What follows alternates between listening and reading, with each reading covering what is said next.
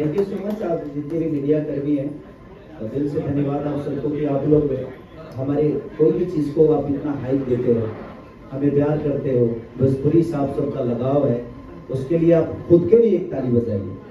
क्या बात है, जोरदार तालियां हो जाए। सर हम चाहते हैं कि इसी के साथ हम आगाज करें। हम सबसे पहले लैंप लाइटिंग जो है वो चाहेंगे, तो उसके लिए मैं साथ ही चाहूंगा मंच पे मौजूद होना।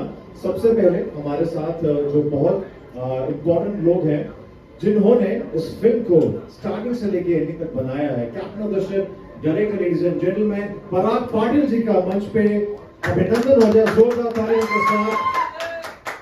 अभी साथी के सर पे नया बाल आ रहा है तो उसके लिए भी ताली बजाइए। बहुत बढ़िया। जय श्री राम। जय जय श्री राम।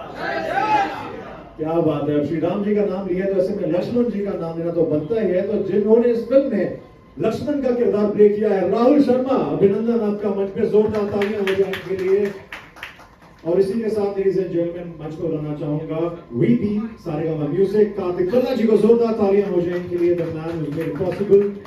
तो मैं चाहूंगा कि हम लैंप लाइटिंग जो है उसका आगाज करें। तो I request everybody to come.